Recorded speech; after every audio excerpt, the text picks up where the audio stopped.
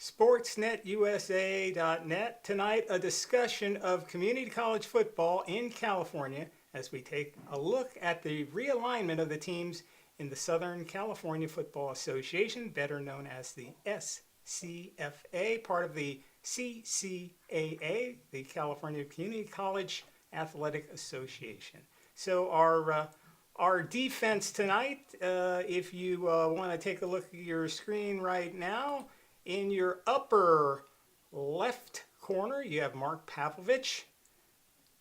Touchdown. And touchdown. As a matter of fact, let's visit one of Mark's calls from earlier in Hornet football. Back. Need some help. Has it.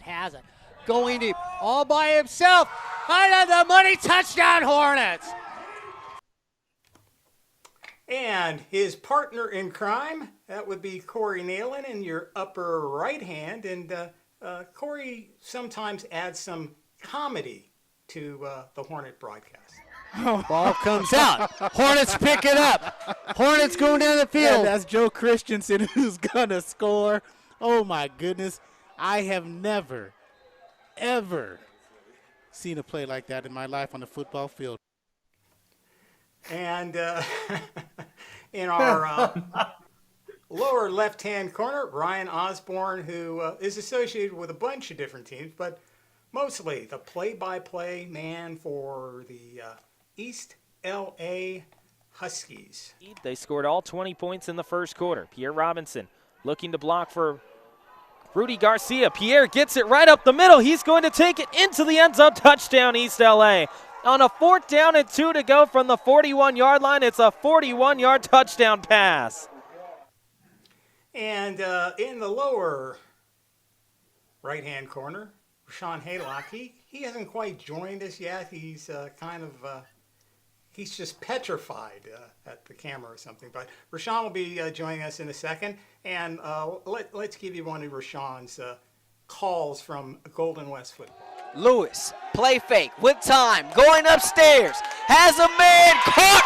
Jeremiah White runs underneath it into the end zone. Touchdown, Rustlers. So Hey, we can't. Ed, Go ahead, Mark. can I get in here? I get blamed all the time for being so loud by Mr. Neyland and Mr. Osborn. I don't know about you guys, but I had to take my earbuds out just then because I'm bleeding out of the right ear after Rahshaun made that call. What did you say? I can't hear anymore. Yeah. So the big topic that we're going to talk about is the realignment. But first, Mark and Corey, what were your thoughts about the and Ryan, since you were at many of the games, all three of you guys were at most of the Hornet football games. Mark and Corey at every Hornet football game, and have been in every Hornet football game in the last who knows how many years, decades. But what were your thoughts and your takeaways from the 2019 season for Fullerton College football, guys? Well, Ed, I'm just going to say one thing, and then you can point the finger on who said it. One of us three said the season was a failure last year. I think that was on a show that I was with Ryan Osborn on. I think at Fullerton's season, it was absolutely a disaster last year. Wow. I'm not going to say a disaster, but it was definitely inconsistent. It wasn't anything that was the normal Fullerton College. You got a 7-8 win, 9 undefeated season. At 5-5, the only thing you can say about the season, it was inconsistent. Not a failure, but it's just not what we expect. I need some backup on this. Where are you, Mr. Osborne? Give me some backup, baby. No, I absolutely agree with Mark. I think that if you look at the context of Fullerton College historically, it was absolutely a failure. You look at Fullerton College having the opportunity to take down Riverside City College in an early season matchup. They had them on the ropes. They had the defense working for them, but Fullerton wasn't able to muster up anything offensively. And that would be a theme the rest of the season, in that Fullerton really had issues trying to get some offense at key times. and it led to them losing ball games. And because of that, I agree with Mark. It was a disaster. Yeah, disaster, failure, disaster maybe, failure no. Inconsistent, yes. It was something that sometimes you don't have the best talent, and Fullerton did not have the best talent this year. Other teams Yeah, were but simply better, and that's what it comes down to. Corey, let's go So back I'm to the moving on first. from Rashawn. Did Let's Rashawn go move? back to the first game. Yeah, he moved a little. Are you there, Okay. Rashawn? Because if Rashawn's there, let's go back to that Golden West College game. Rashawn, as the announcer for Golden West College, I've got to believe you think Golden West College should have beaten Fullerton College in that game.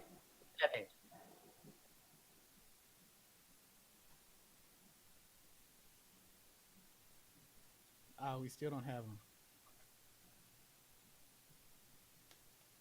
So, okay, well, I mean, that's Well, where you I look look at at Golden it. Mark, West.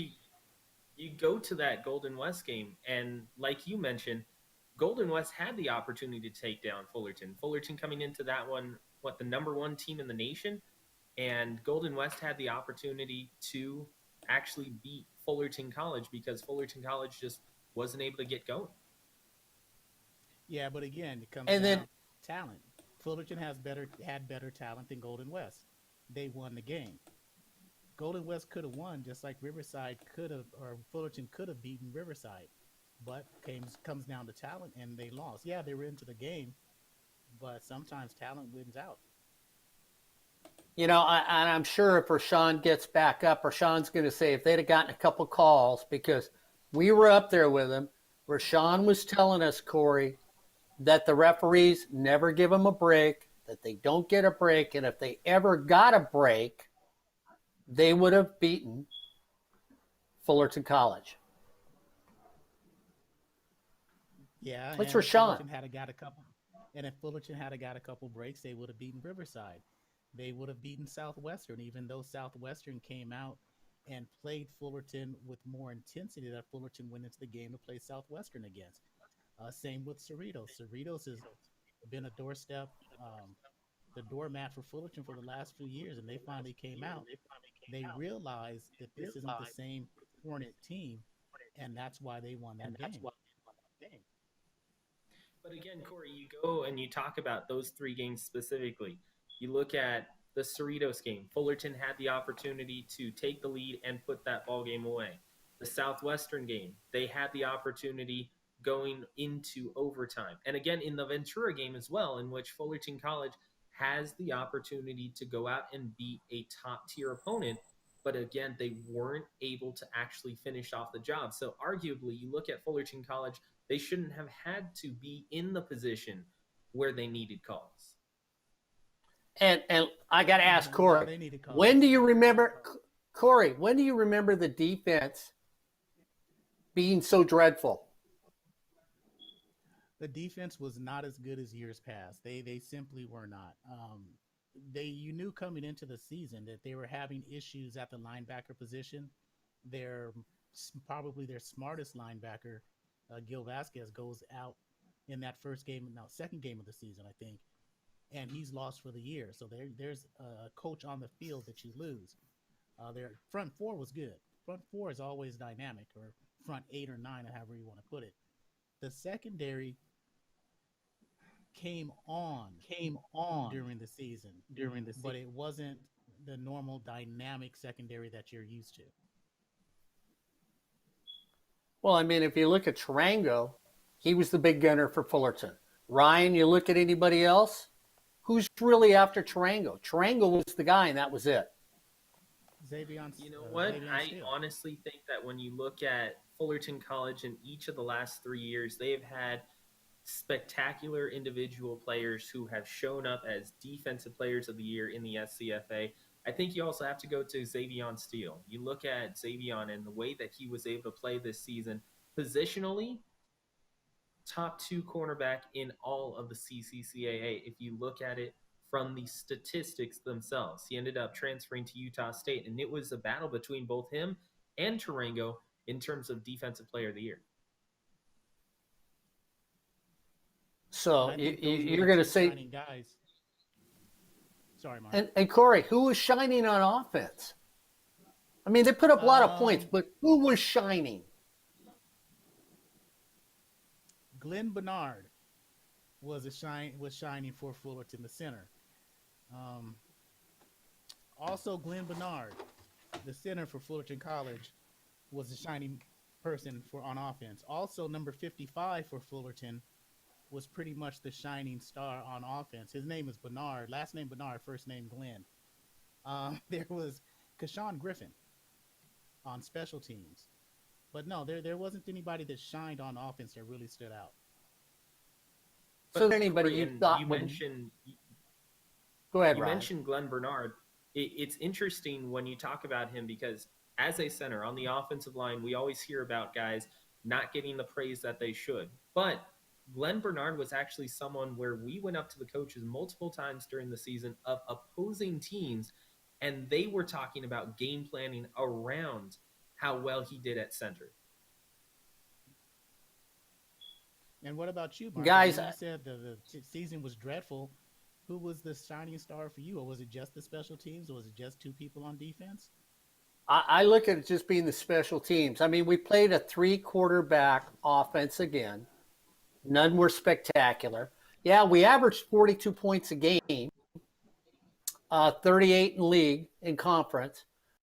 But there wasn't anybody that I went, wow, about. So it's not a failure, it's just inconsistent. Not Man, it as wasn't good even as they average. once were. Well, they were Wasn't average. even Their record average. was 5-5. 5-5 Oh, record, that's please. average. Okay, Please, they were lucky. We're gonna move on from Hornet football for right now for 2019 because these two guys could go on forever, and then somebody's gonna throw the on-base percentage thing out there, and then they're gonna be throwing Let's stuff at the camera. ERA. ERA. Let's move on to East LA football and Ryan Osborn, the play-by-play guy for that, and also I was out at a couple of the games this season.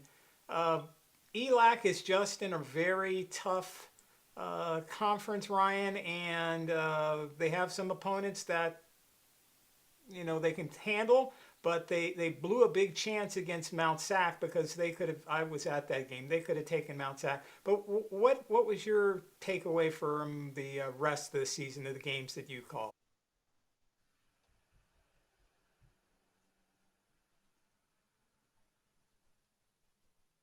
Am I missing something here? I think we lost Ryan again. Thanks, Corey. I thought it was me. No, we lost the volume for you, Ryan. Unless Ed can hear him. And I'll shut up. And I'll shut up.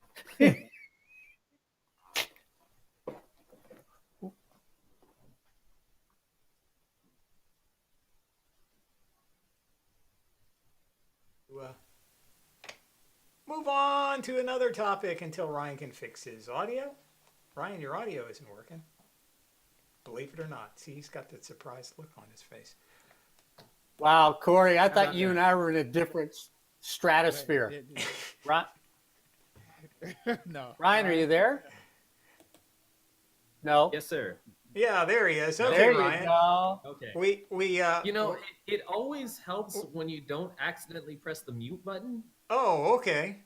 Yeah, well, we for our viewers that are into pantomime, they really enjoyed what you had to say about East LA, the Huskies.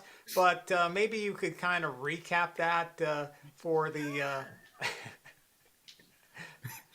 Well, what I was talking about was in 2019, East LA, their catalyst for success was 150 yards worth of offense. And if they were able to gain 150 yards worth of offense, they went 4-1. Anything over that, they went 4-1. Anything under that, they went 1-5. You look at that matchup against Mount Sac, they earned just 90 yards of rushing, and they had problems in the ground game all night.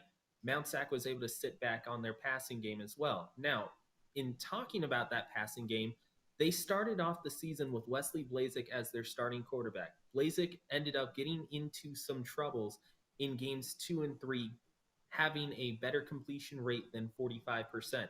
So they switch over to Rudy Garcia. Once they went to Rudy, everything kind of changed. He became a dual threat quarterback for them. And in the Southwestern game is really where he took over the starting position. He threw for over 100 yards and rushed for over 50 as well, adding in a touchdown. And from then on, it was his position to lose. He threw for over 1,160 yards in just the 6 games that he was able to start for East LA, 11 touchdowns, 6 interceptions. And in the running game, he was the 3rd leading rusher as he had over 200 yards on the ground with 4 touchdowns as well. So Rudy, once he took over the offense, everything changed for East LA. They had that starter that they could rely on. Now, if you want to go into the ground game for East LA, it was kind of a 3-headed monster for the most part early on in the season. Maury Rams, Darian Turner, Pierre Robinson, all combined for over 700 yards of total offense. However, the last 2 weeks belonged to Armando Velasco. 230 yards that he gained against Moore Park in a double overtime victory, 45-42 over Moore Park and the Raiders. The problem in the running back position, though, is that everyone for East LA moved on. They lost their entire running core from last year going into 2020. They're going to have to try and figure something out there. On the defensive side of the football, it was all about Ben Key and Emmanuel Cater. Ben Key, an interesting story in himself, is from Australia, ended up coming to the U.S. thinking he was going to play rugby, switched it over to American football, and joined the East LA Huskies. In joining them, in 2 years, he led the team in tackles both seasons, also chipped in 3 sacks, 4 tackles for loss, and 2 forced fumbles this year, and would end up going on to commit to Mississippi State over teams like Oregon, SC, and Clemson as well. Emmanuel Cater, terrific in blocking or in clogging up the opposing team's running game. He finished with 38 tackles, led the team in tackles for loss with 8.5, had a couple of sacks in addition to forced fumbles as well. Those 2 guys, both sophomores, they end up moving on. I think the biggest thing for the 2020 defense for East LA is trying to balance how you bring in more freshmen to kind of meld together with the now sophomores, because they will lose a total of 7 starters on their defense to graduation or to transfer as well. So East LA is going to have to figure it out on the defensive side of the football, how they're going to bring up leaders. And if I had to find one person that they can look to, it would be Daniel Robledo. Robledo finished in the top 3 in tackles on the team, top 3 in sacks as well, and also forced a fumble. If you want to look at one guy for 2020 that East LA can count on the defensive side of the football, it's Robledo. But for the most part, just like Ed said, it's a lot of different opponents that they have to take on. Ventura, College of the Canyons, and Mount Sac, all in that conference that East LA had to battle against. And in those 3 games against those 3 opponents, East LA actually had decent games against each one. Against Mount Sac, like Ed mentioned, 5-point loss. They had the opportunity to beat Mount Sac at home. Against College of the Canyons, they ran with them for 2.5 quarters. And against Ventura, they were in it just past halftime as well. So for East LA, yeah, tough opponents, but they were in the right conference to be able to make a showing as well.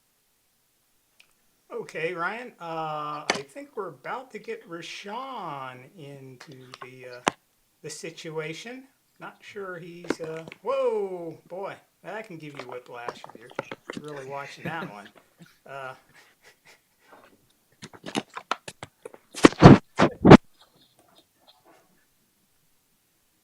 Hey, he's even got he's even properly attired. Of course, he'll be showing us his various shoes that he's wearing. He's smiling. So, Rahshaun, can you hear us? Can you talk to us a little bit? I hear you. Can you hear me? Okay, yes, loud and clear. Your thoughts, Rahshaun, on last year's Golden West team? it was frustrating on so many levels.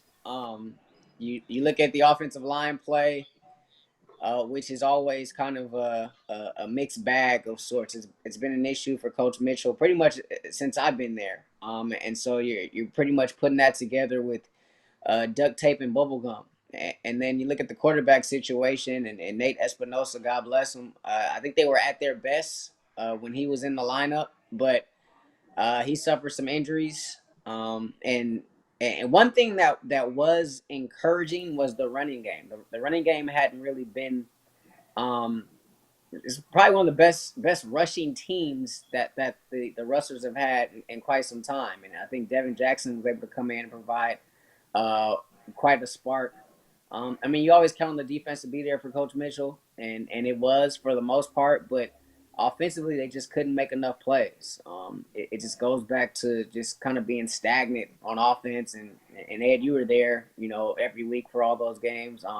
They would just find themselves in these situations where they couldn't score at times, and so that made it extremely tough, extremely difficult. And they were in. I don't know. I think the most disappointing game of the season for me was the Mesa game. I thought that was a game, but of course I thought they should have won that game in 2018 as well. When we went down, Ryan Osborn and I went down there to San Diego, and they were in control in the first half.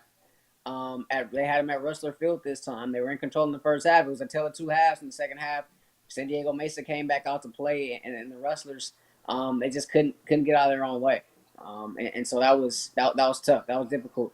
I think if there's one loss that you look at that you're like, man, if you could have that game back, it was definitely the San Diego Mesa game.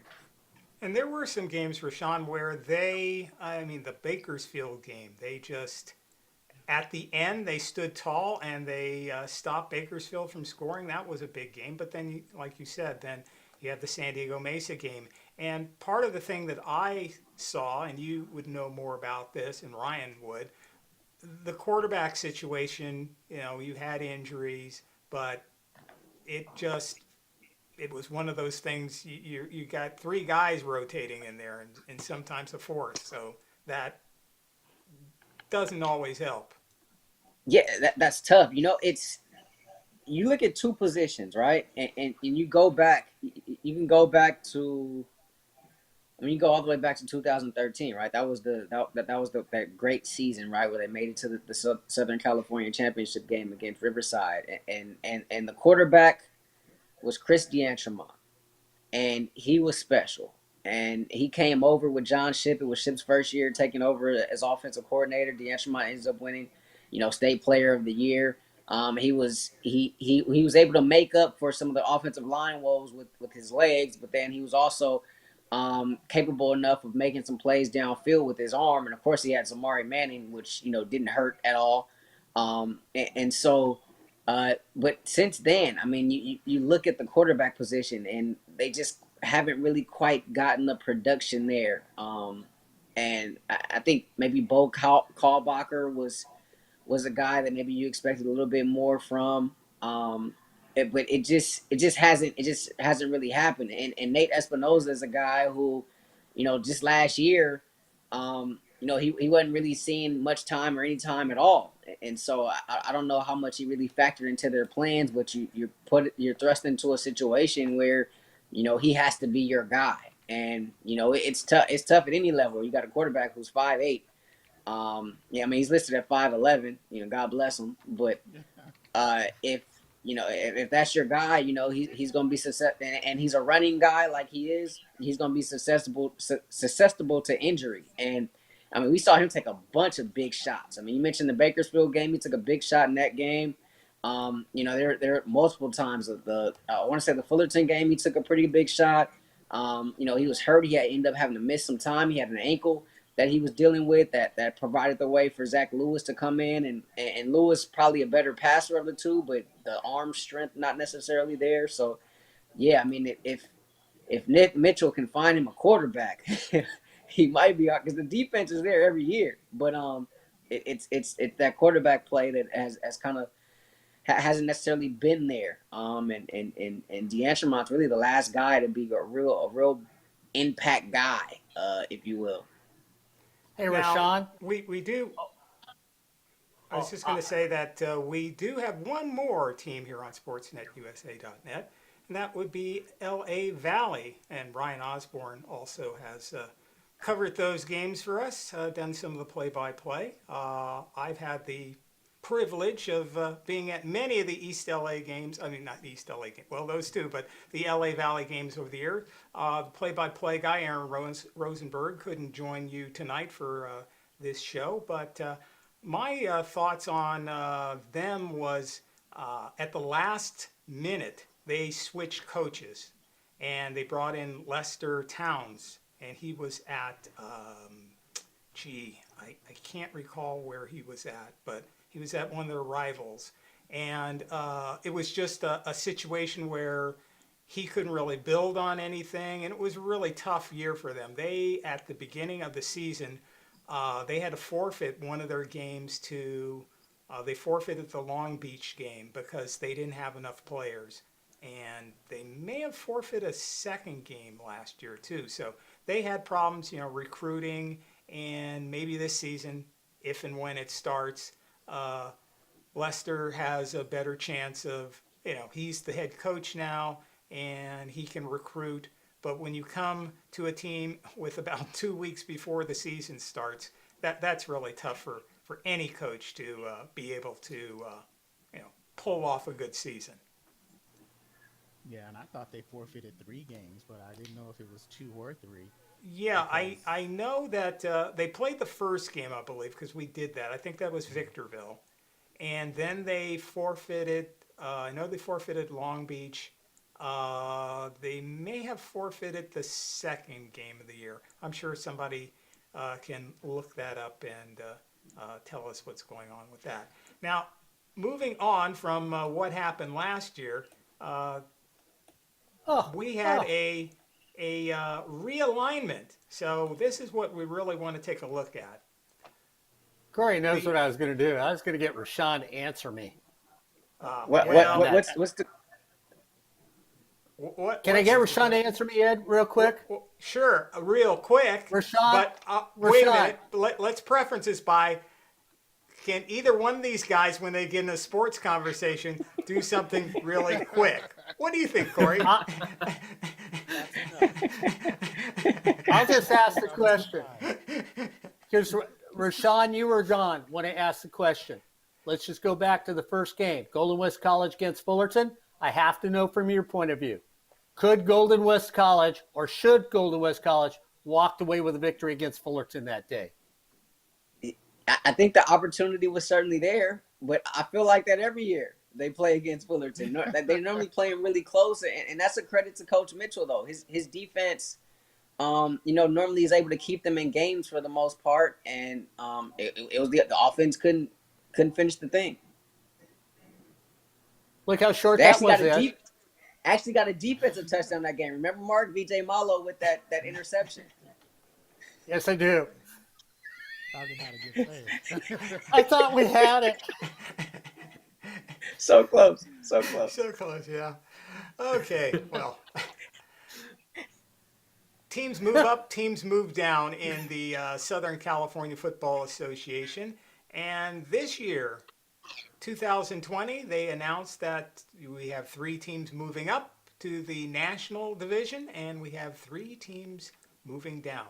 Now, for our viewers, if you haven't seen which teams those are, let's just show you what has happened. And this is what the configuration would be if football starts this fall.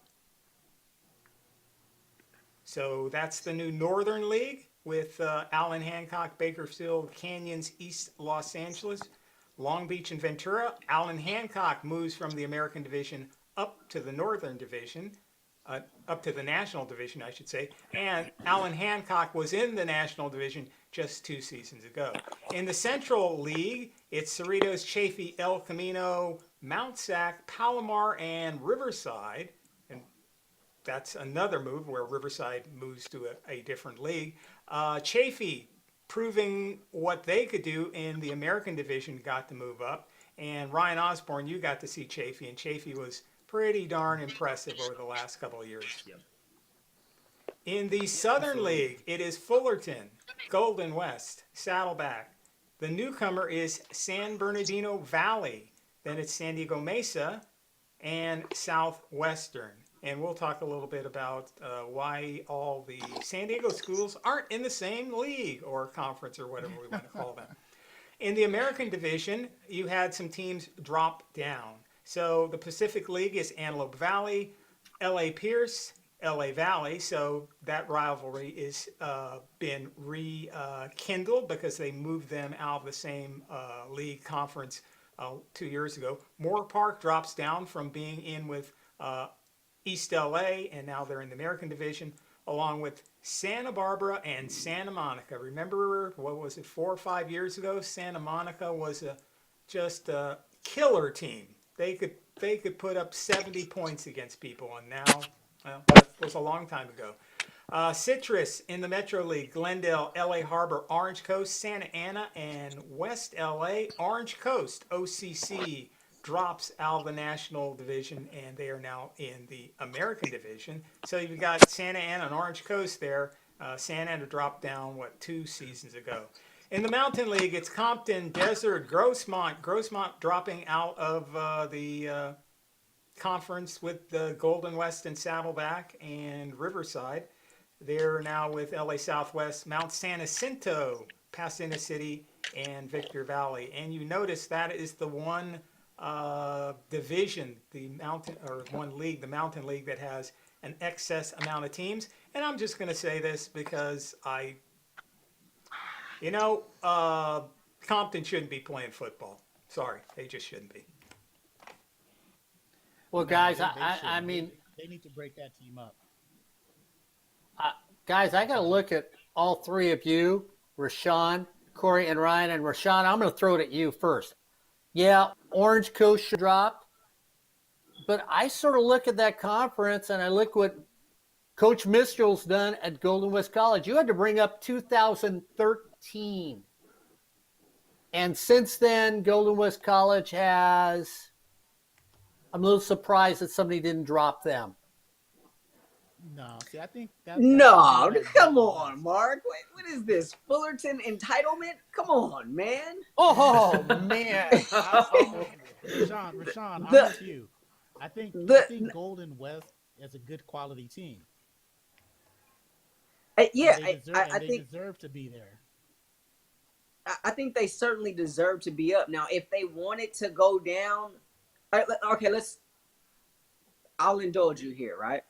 If they wanted to go down, if Nick Mitchell and Danny Johnson and the administration there, if they were about that, I mean, you could make the case perhaps that they could, but what would they be doing? They would end up being like a Chafee, right? A team that really had no business being down and went up and beat up on everybody, and now all of a sudden here they come making their way back up.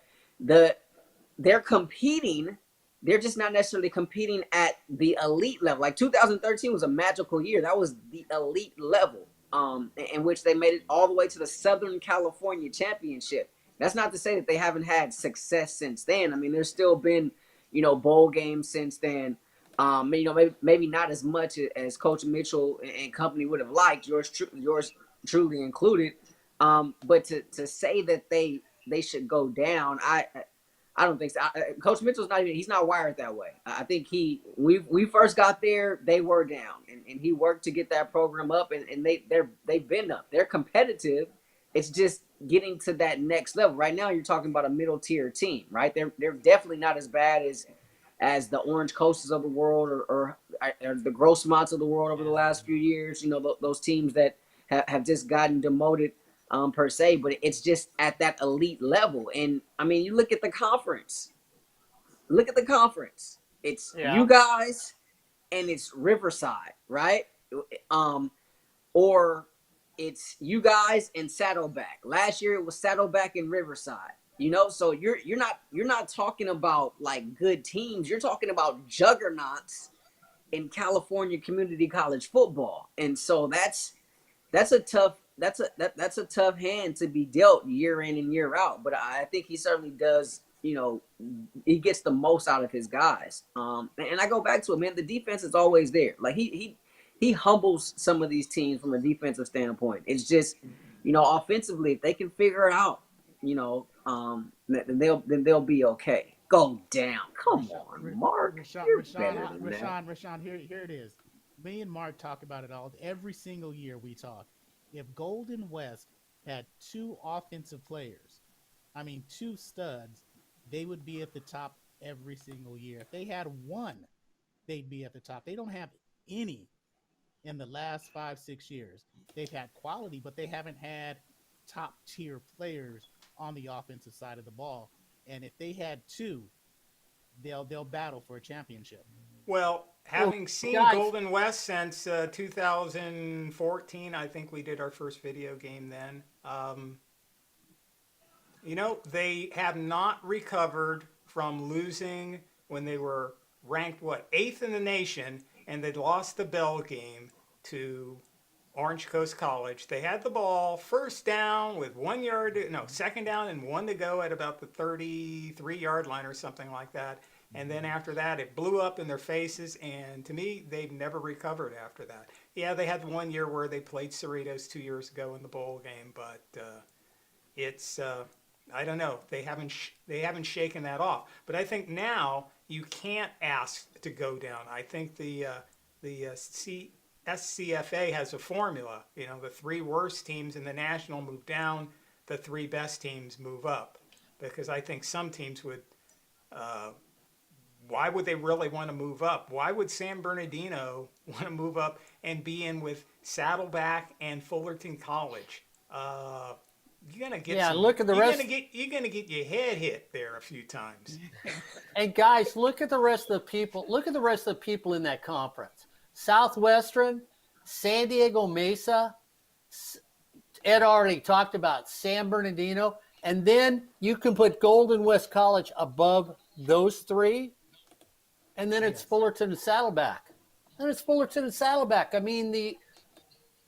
Ed, we've had this discussion.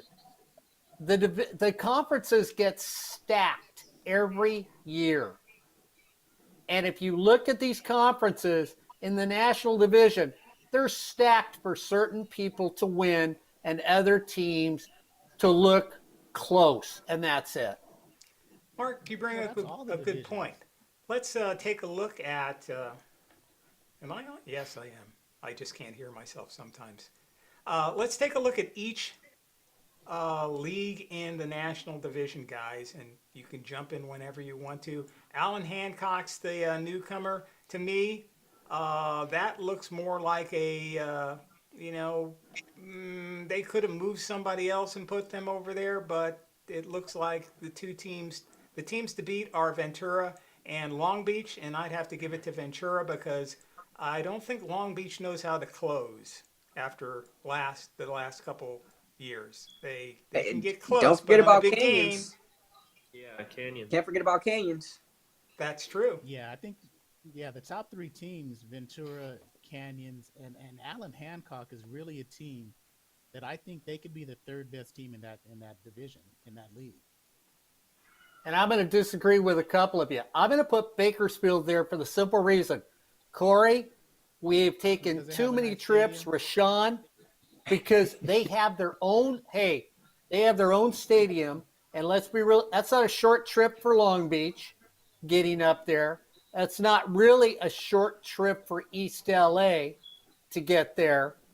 It's a long trip, and Bakersfield, there's something special about their stadium. Yeah, but they just haven't. Bakersfield. Just like Golden West.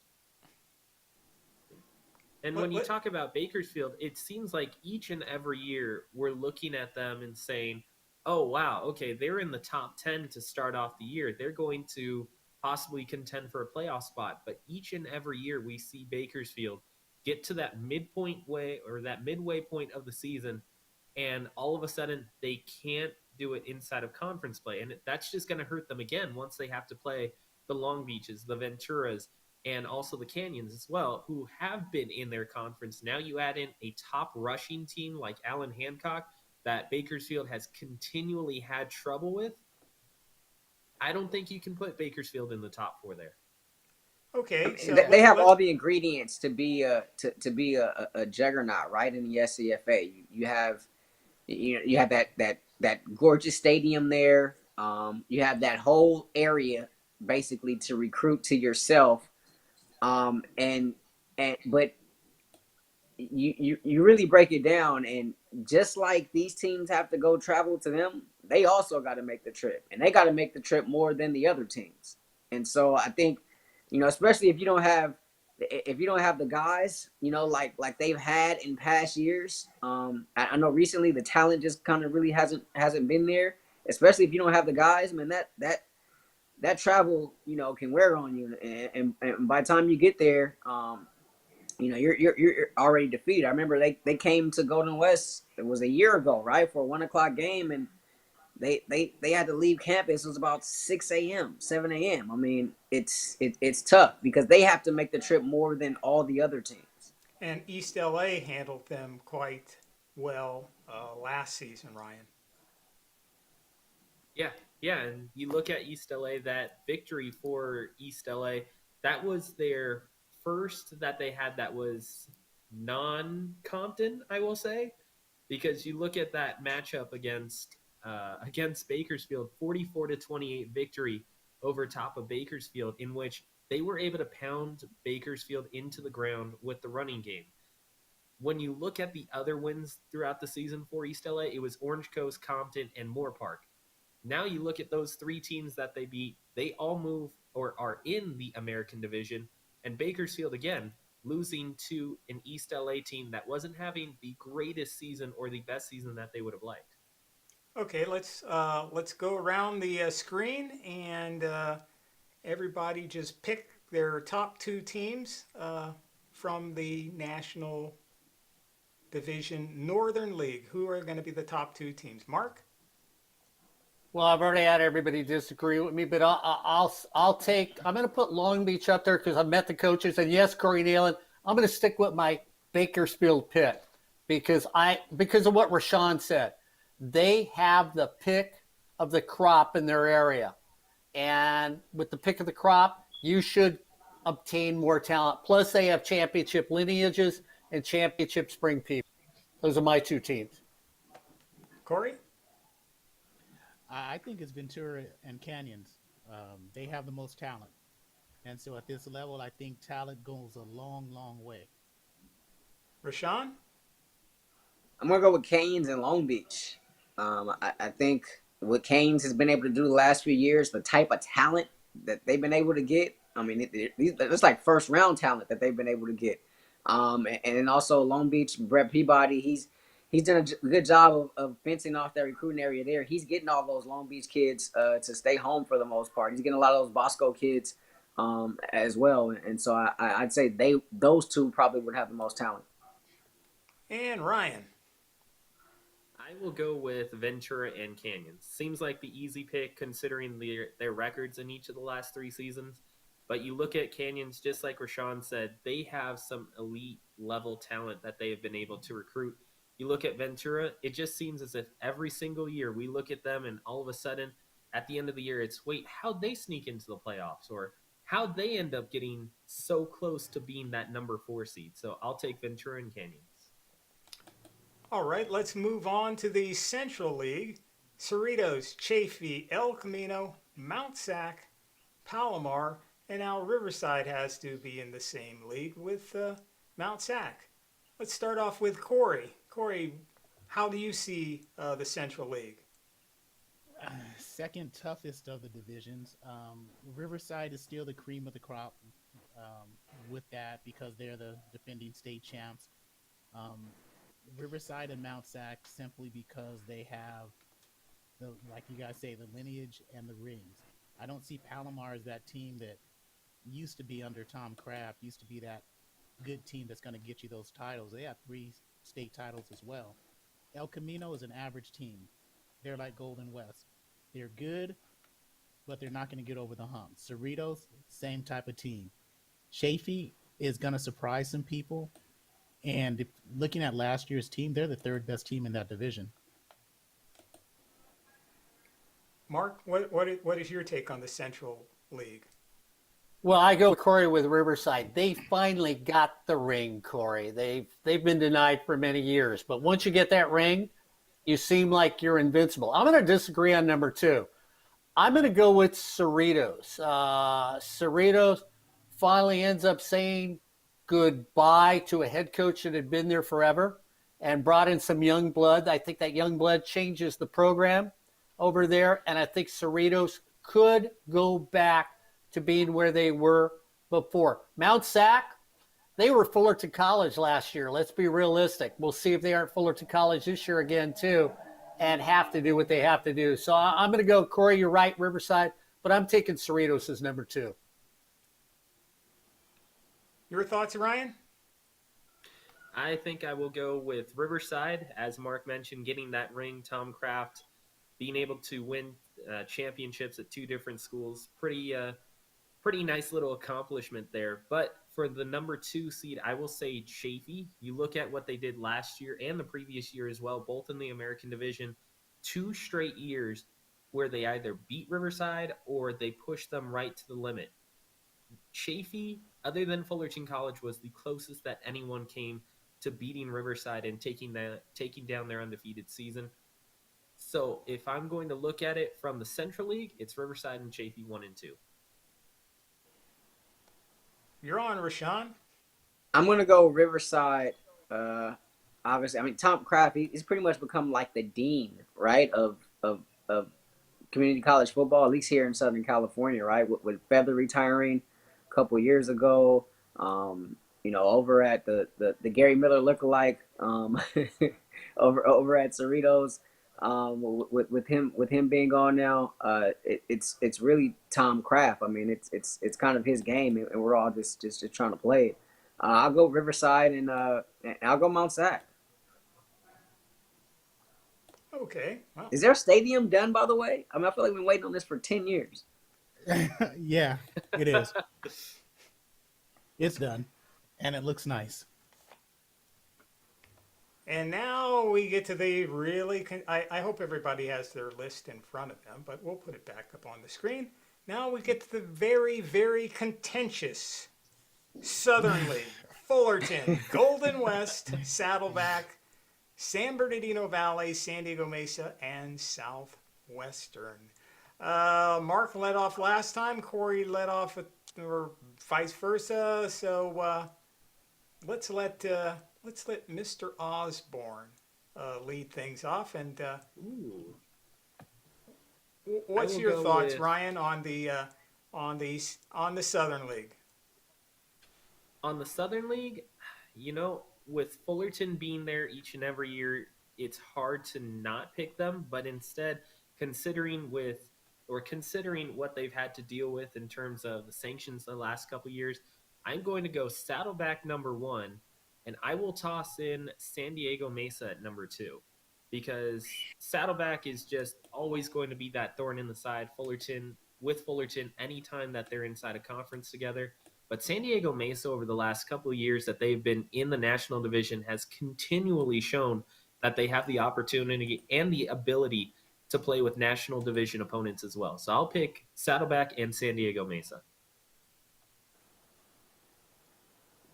Don't be shy, Rahshaun.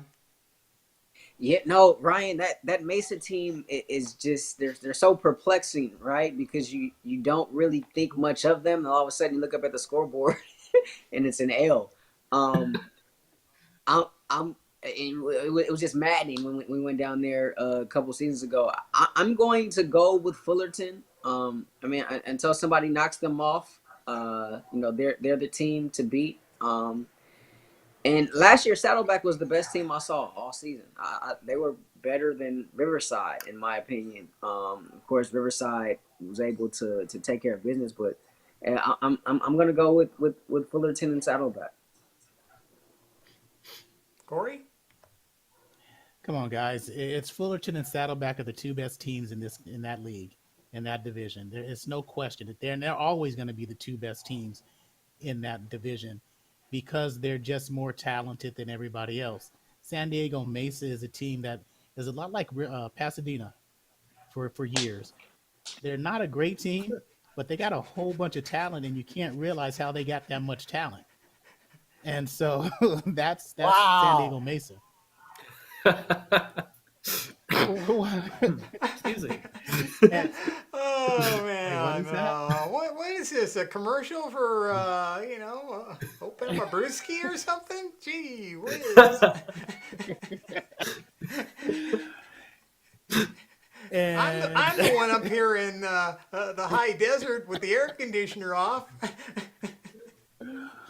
what happened? Let's go to What? Mark. Oh. Okay, so Corey, your two were what? Fullerton Riverside, Fullerton, and Saddleback. Fullerton and Saddleback. Mark? I'm a homer, so I got Fullerton, and I'll go with the unscrupulous Saddleback team too. That's it. It's that simple. Yes, sometimes it does seem simple. Now, this is something that we talked about 2 years ago when they realigned, and they still haven't done anything about it. I thought part of this whole process, and we can talk about a couple other teams that are kind of out there, but you have the three San Diego community colleges, Palomar, Southwestern, and San Diego Mesa. Why aren't those three teams in the same league, conference, whatever we want to call them? Can I ask something? Because I think we left one San Diego team away. Why aren't we throwing Grossmont into that group too? Well, That's that San would be, Diego. that would be true. As far as I'm too. concerned, Yeah. there Well, should they be had- 4 of them. Right. They could have a four team conference and then throw, I don't know who would be you could have that would be too easy for Saddleback, but hey, they're close to And- those teams, and that would make sense. You would have those teams that the drives for those teams wouldn't be that far with San Diego Mesa, Southwestern, Grossmont, Palomar, and with Saddleback. Saddleback. You have 5 teams. Yeah. I don't know where you find the 6th team, but Logistically, yes. But competition-wise, no, you can't have it because, again, that's Saddleback all day. They wouldn't lose a game in 10 years if you had to just play those other teams, unless those other teams, I don't know, cheated and got some talent or got better. So you just can't do it. And it's really funny that it's going to be interesting with this COVID-19 thing. I was just watching the report, the meeting they had a couple days ago about just having a conference season, maybe only 5 games. Logistically, it kind of makes sense that it's Fullerton, Saddleback. I just don't understand where they get San Bernardino Valley in this. All I can tell you, Corey, is Mr. Haylock and I both agree with you. The San Diego teams and Saddleback, and yes, you do put the let's see, Rahshaun, could you call it maybe we won't actually say anybody cheats in that conference, but that might be a place that you go there. I mean, just a thought. I'm all for Saddleback moving out. Whatever means, whatever reason they come up with. But then Bye. you're gonna have a Bye, But then you're Felicia. gonna have Fullerton, Mount Sac, Riverside, all in the same division. Cerritos, and then everybody will get upset because that means Cerritos is never gonna win anything. Chafee's never gonna win anything. So you have those 3 teams that just can't be in that same conference. Well, the Well, I other don't- thing about the San Diego teams, which you mentioned, they go up and down, right? Like Grossmont's down now, right? But it was, it was Southwestern before that, So there's never really, much consistency. Mesa as well, right? So there's never been much consistency with those teams. If you really want to make it interesting, you have Mesa, Southwestern, Saddleback and Golden West. Mount San Jacinto. No, you really want to make it interesting. Mesa, Southwestern, San Bernardino Valley, and forget about how close they are. Cerritos and Chafee and Palomar in the same division. Then you put Fullerton, Saddleback, Riverside, Mount Sac, Canyons and Ventura in the same division. And then you go from there, and who cares whatever happens after that. I agree with you. But I mean, if you looked at the San Diego teams, you go to the 4 San Diego teams, you throw in Saddleback, and why don't you look at Casey Mazzota and say, okay, let's find out how good you really are and put Mount San Jacinto down the saddle. Distance-wise, it's not that killer. You can go Yeah, the Mount back San road Jacinto. from Mount San Jacinto and put it in the San Diego Conference. Yeah, and it wouldn't be bad. I just want to see that this year with this COVID-19 thing. Forget about the alignments and the reshuffling of it. Put the best teams. If you're only going to have 5 or 6 games and you're not going to have a conference championship maybe or a state championship, you put the 5 or 6 best teams in one league and let them play. Then you can determine a true champion. And that if somebody goes 5-0 in that versus them, then that's the best team in the nation. Well, other areas of the nation may vehemently disagree with your assessment of that. Let's take a look at the American division. We should be fair and just run through that for our viewers who don't know who's in the American division. Let's look at the Pacific League. Like I said, LA Pierce and LA Valley back together again. And you had Santa Barbara, Santa Monica, Antelope Valley. I'm not going to pick anything. I'm going to leave that to you guys. And Ryan, your take. I think with that Antelope Valley, LA Pierce, and Moore Park being added in, I think you're still going to look at teams like a Santa Barbara and hopefully LA Valley again if they're able to, like you mentioned, get that stability now that they have that full-time head coach as well. I think if you're looking at the Pacific League, I am going to go with Santa Monica and then also add in Antelope Valley. I've seen Moore Park over the last 4 seasons. I would like to see them have a little bit more success before I confidently say that they're one of the top 2 teams in the Pacific.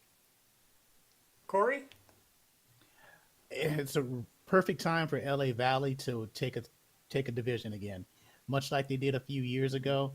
It's the perfect time because they would have the most talent out of all those teams. Moore Park is not good. Santa Barbara, no, is not good.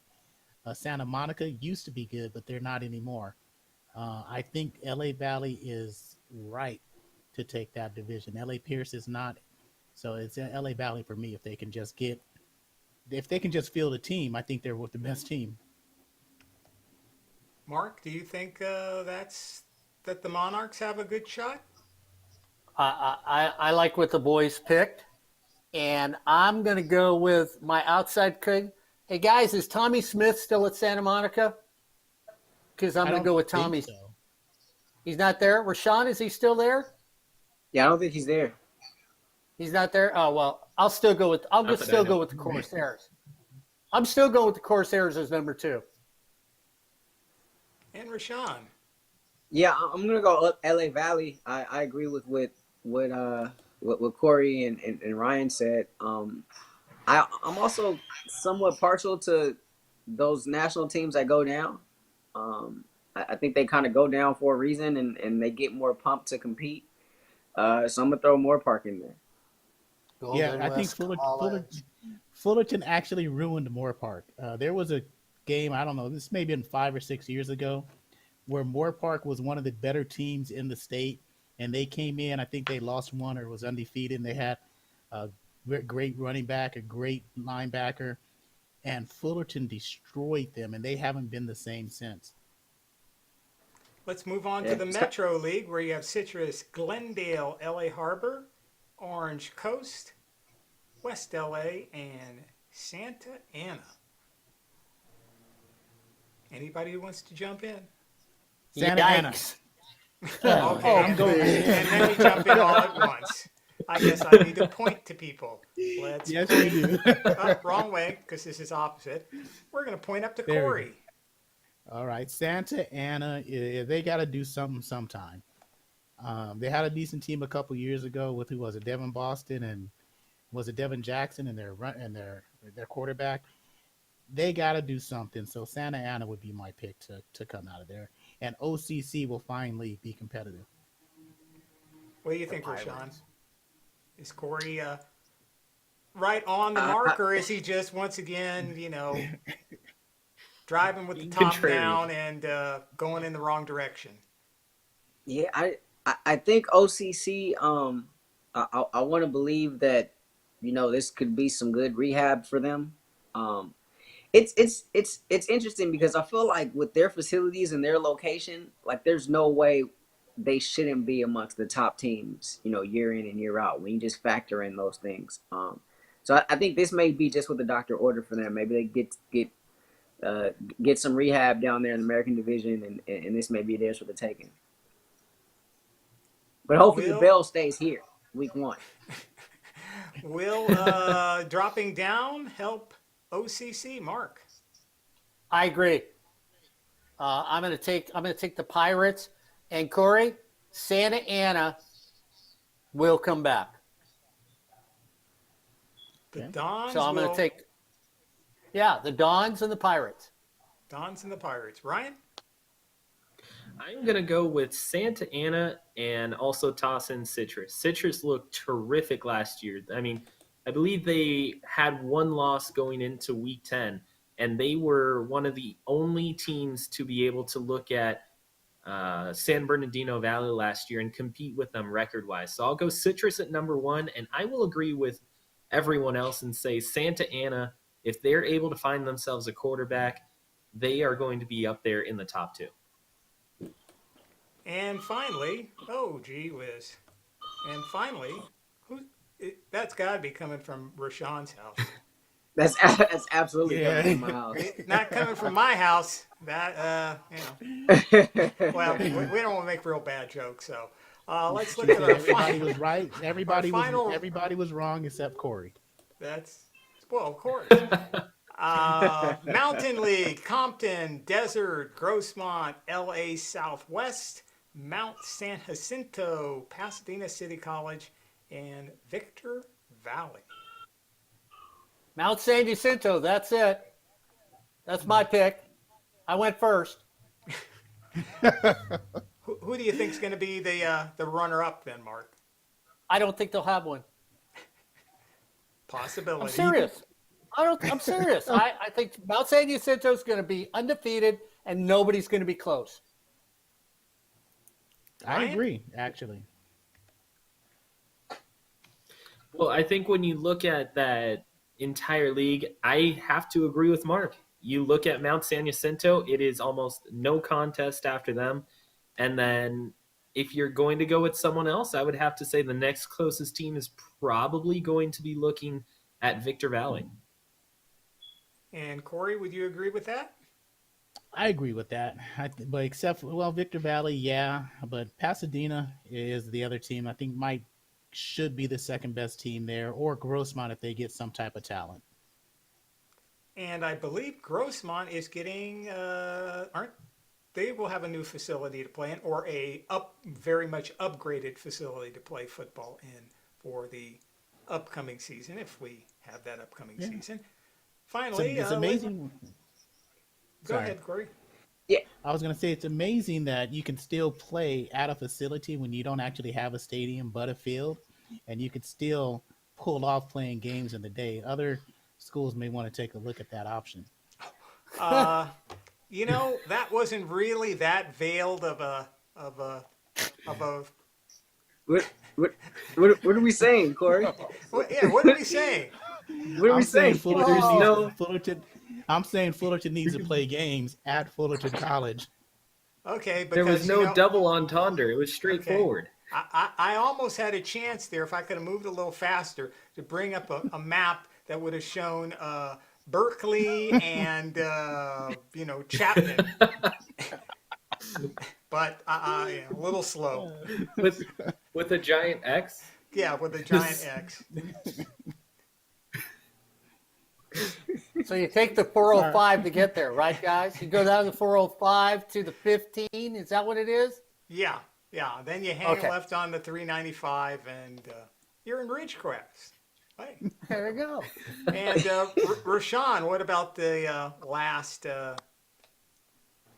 I'm a big Casey Mazzola guy. I'm gonna go with San Jacinto. And I'm gonna go with Grossmont. I'm gonna go with the former league the league rival Grossmont. I think they they were starting to kind of show some remnants of trying to get back together. I think Coach Jordan has had a tough time these last couple of years. I think just the off the field stuff. It's been hard for him to recover. Him and his dad were really really close, and so. But I think maybe this could be it. Kind of similar to OCC. Maybe this coming down this rehab session of sorts could be something for Grossmont. Now, as we all know, there is a northern section of the CCCAA. I think that's the Northern California Football. I'm not sure it's the association. They may call it the conference or something like that. Isn't the NCFC? Or am I wrong about that? Yeah, NCFC, yeah. Yeah.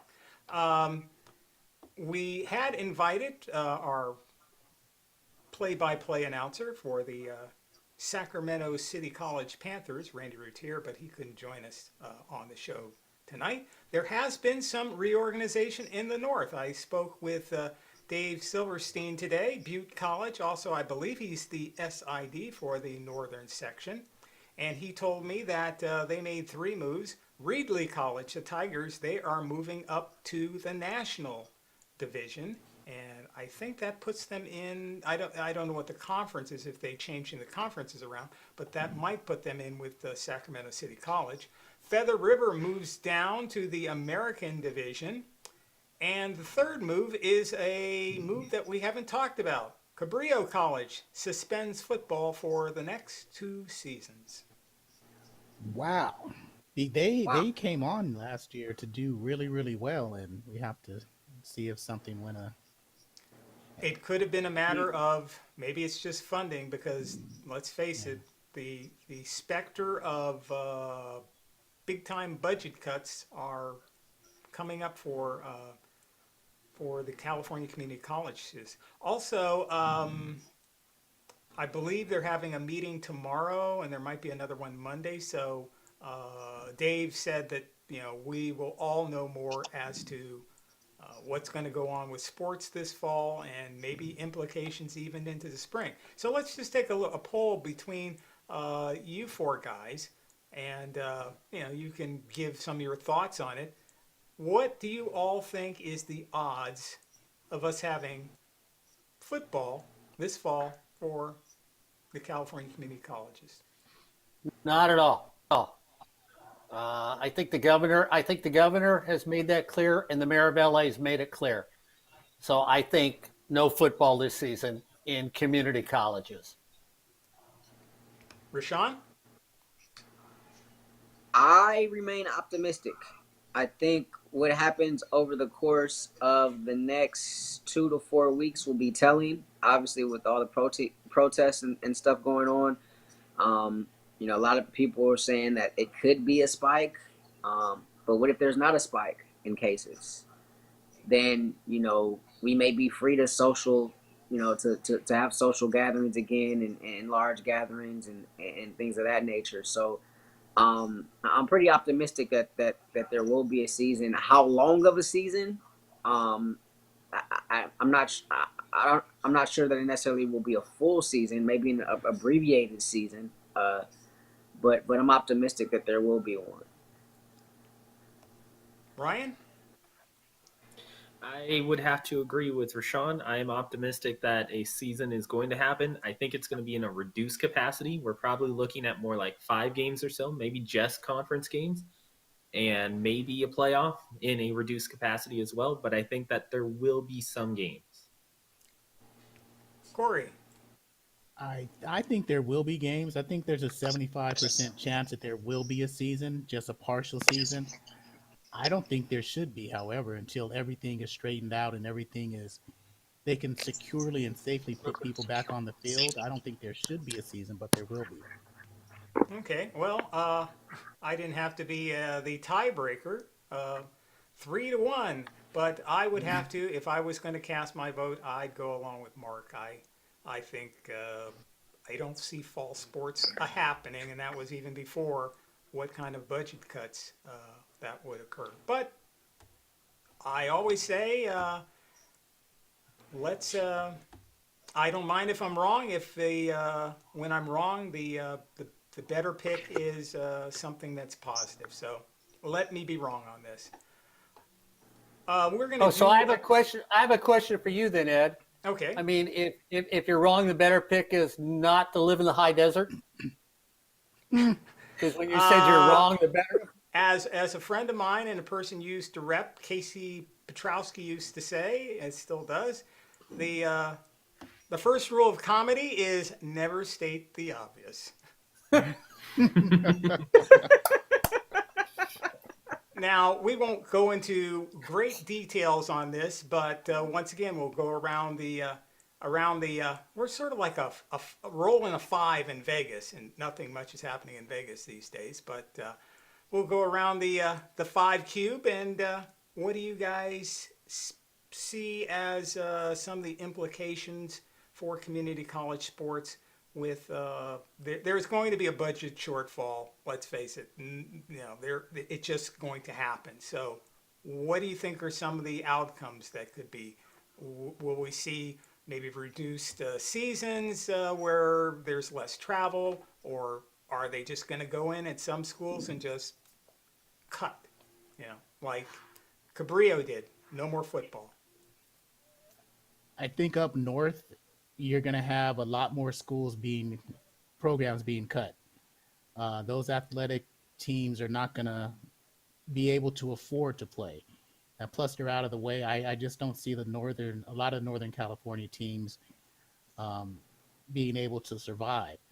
And so that'll make competition. And if there are any games, I don't think it's football. I think it's more like the winter or spring sports where you don't have that much connection or contact, like a cross country or even track in the springtime will be a beneficial sport.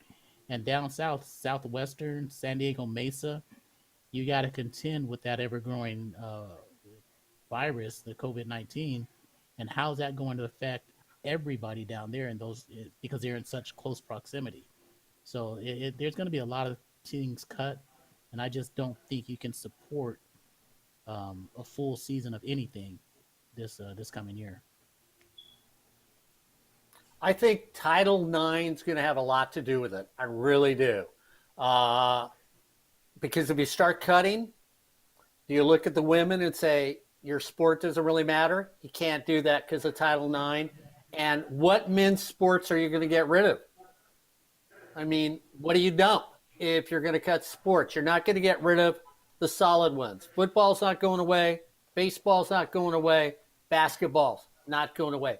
What do you cut on the men's side? So I think Title IX is going to really work into this when they start cutting things.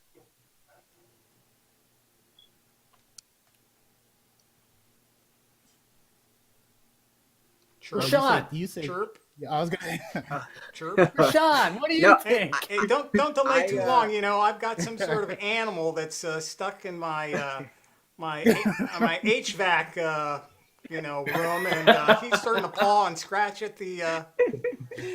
Or that could have been somebody I invited over too. One of the two. Rashawn. Call me later, Ed. I'm with you, Mark. It's what do you cut, right? If things are going to get cut, and that's unfortunate. That some sports may have to get cut, but although I wouldn't be surprised if at some schools it could be football. So like Ed, you may get your wish in terms of Compton losing football. They may just push all those kids, to El Camino or Southwestern, or there's somewhere within that area. So I would not be surprised if a couple football programs got cut. But then it's aside from that, it's what do you cut, right? Because of Title IX, as you mentioned, maybe soccer goes. Maybe some men's basketball programs go.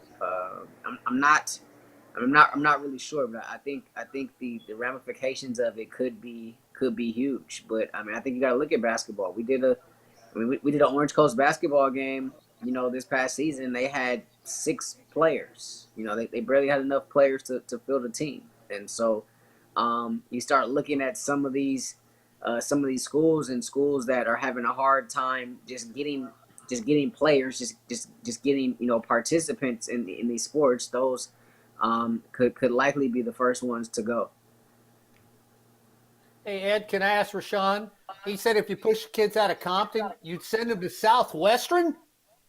I think he Wait a meant minute. LA. I think he meant LA he meant LA Southwest. Southwest. Ryan? Yeah, Oh, well, okay. no, LA Southwest. LA Southwest. Is Okay, LA here. Southwestern, you. You said El Camino. Yeah. No, I not San think Diego when- Southwestern. No. Thank you. I think when you look at all this, it's going to really boil down to the location of each school, and also, like Rahshaun mentioned, what sports do you cut? If you're looking at it from a team in the Orange Coast Conference in terms of basketball or baseball, okay, you're going to cut one of the lesser programs. Maybe cross team doesn't end up getting into cross college play. But if you're looking at it from like a West Hills perspective, baseball's gone. If you're looking at it from a Cabrillo's perspective, just like was mentioned earlier, football was already decided to be gone. And then now this hits. It's probably not coming back. When you look at the teams that aren't in bigger known schools for athletics, that's where those cuts are going to happen. If you're looking at a team in the Orange Coast Conference, maybe the SCFA, the Southern and the National or in the Northern leagues, you're not going to see as many cuts as those smaller schools. And just to, my wish that Compton drops football.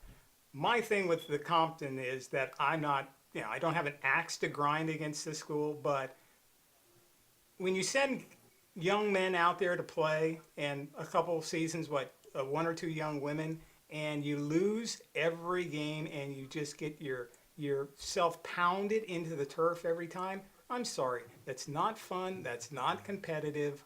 It gets to almost to the point of dangerous. And Ryan, you had a stat on how many, I don't know when they've won for the last time. And we had, they give up the most points every year. It's just, there's no point in playing Compton football anymore. Yeah, it was a great program, maybe up to the 70s, certainly back in the 50s and 40s and things like that. But that just isn't happening anymore. And I just think they could use their resources for something that the student athletes would enjoy a lot more. Build up the basketball team more, improve the facility, softball, baseball. But the football team has proven that they're just going to always be an 0-10 team. I'm sorry. That's if you look at the history. I don't think they've won a game I'm sure in a decade. Yeah, they haven't been good since the 50s. Yeah, and for Compton, their football team has won a combined 4 games over the last 9 years. Okay, so I had it a little more severe, but 4 games over 9 years. So they've 4 wins and 36 losses. That's just, and those aren't nail biters where they get beat in the the last quarter. They're getting just run over each and every time just about. Yep. So I just don't see the point in that. If you look at it, it's symbolic of what's going on in that area with the high schools, right? There was a time where Dominguez was a really good football program out there in Compton. I want to say 07, 08, they won back-to-back CIF titles. But since then, it's kind of been downhill. Richard Sherman's a product of that Compton Dominguez football program. And you go over to Compton High School, and they kind of had that thing going. They were, they were in the Pac-5. They were competing back when it was the Pac-5. They were competing a little bit. Then they got rid of Coach Calvin Bryant, and now he's back on his second tour of duty, so to speak. But the whole dynamics of the thing changed. But he coached a guy like Dayton Jones, who went to UCLA, was a high draft pick of the Green Bay Packers, your team, Mark. So Compton Centennial's always kind of been a basketball program, but they've been able to compete in football a little bit. But I mean, even now, like, they're not really competing in football at all. So it's just, unfortunately, it just feeds into kind of what's happening in that area right now as it relates to football in that area. It's definitely not as competitive as it once was. They're not getting the players that were there, that were homegrown. They're just not there anymore. And I think a huge part of that is just the demographics in the area have changed. So there are not as many football players, and if there are football players, they're not as talented. Yeah, you're Well, right you're about gonna Dominguez. They used to be. I mean, even in the '80s, Rashawn, they were always a team to be reckoned with. and guys, you'll all be privy to this. You go to a community college that can get you to that big college afterwards, and that's what happens with community colleges now. Ryan, Corey, we've talked about it. We don't necessarily get the kids to the big school at Fullerton, but there's some other programs that you look, they drop kids off on the big schools every year as community colleges. And that's where I think community college players are going. Mark, when you say that, it's like, okay, if you're a prospect who wants to go to a community college and play for a team, and you look at it, are you going to go to a Compton and you're from that area?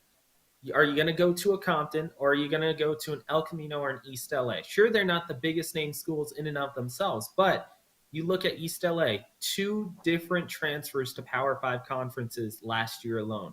You look at El Camino, 3 guys who had offers to Power 5 conferences as well. So even those schools, like Mark mentioned, yes, they're not a Fullerton, they're not a Mount Sac, they're not a Riverside, they're not a Saddleback, but they're still getting opportunities to send those exceptional players to big time schools. So that's where that recruiting comes into play. It's like, if you're going to have the opportunity to play for a community college, would you go to a Compton or a smaller name school, or go to one of those schools like in East LA and El Camino who have that line into the next level?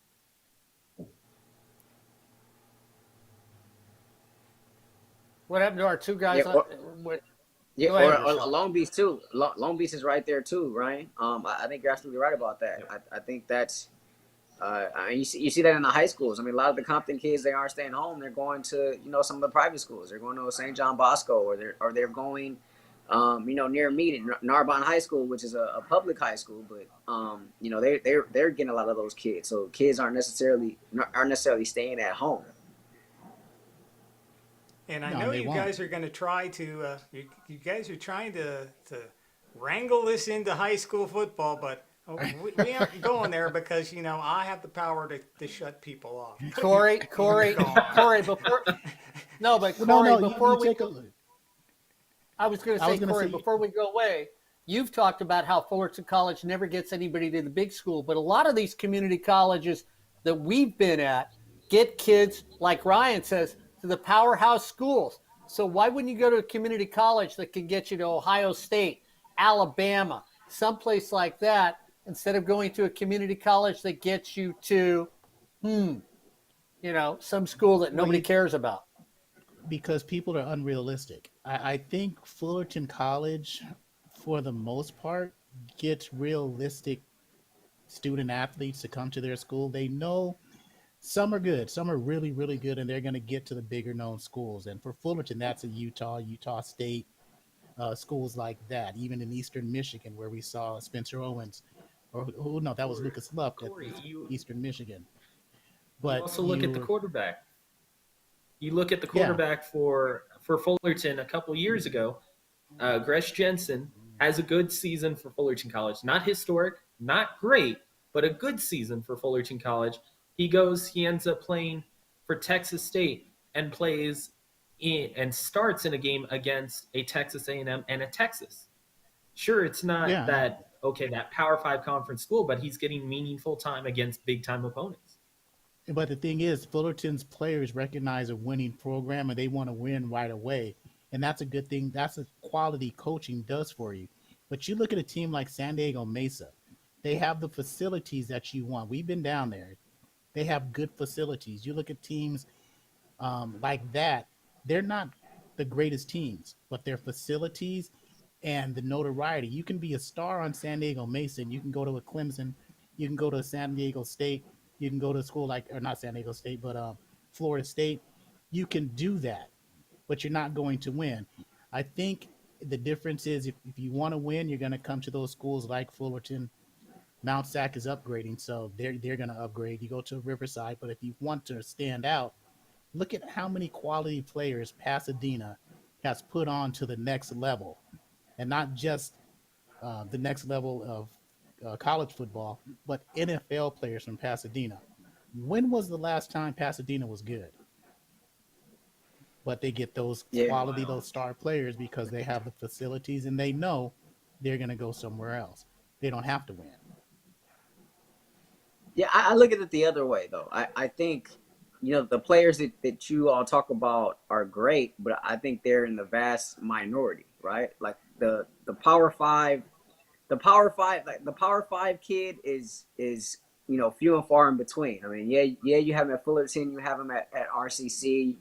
May have a couple at Saddleback, but if you talk about the overwhelming majority of community college football, you're looking at kids who were overlooked in high school, perhaps didn't really get that much time, maybe second, third string. They have the opportunity, and not only do they have the opportunity to play at the 2-year level, but they have the opportunity to continue to play at the 4-year level. And although it may not be a Division One, it may not even be an FCS or 1AA. It may be a Division 2 or Division 3 or NAIA. I think that's the overwhelming majority of the kids that we see week in and week out, and I think that, to me, that's what makes junior college football so special. I mean, yeah, it's cool to see Bruce Irvin. I remember doing his games when he was at Mount Sac. There's a few guys that have gone on to play in the National Football League, but I think and have gone on to play at Power Five colleges as well. But I think the overwhelming majority, for me, what it's all about is that kid that goes to like a Metro State or some school that you never heard of in the middle of Pennsylvania or in the middle of Kansas or something along those lines. I think that's what makes it so special, because even at the schools like the RCC or the Fullerton, yeah, you look at the top of the list, you may have a handful of those guys that are going Power Five, and you may have even other guys that are going to the group of five. But you're still going to have those D2, D3, NAIA kids, all across Southern California. Yeah, and that's the way it should be with the community colleges as well. I mean, you can't expect, if you're at a community college, you're there for a reason. Whatever that reason is, you're there for a reason.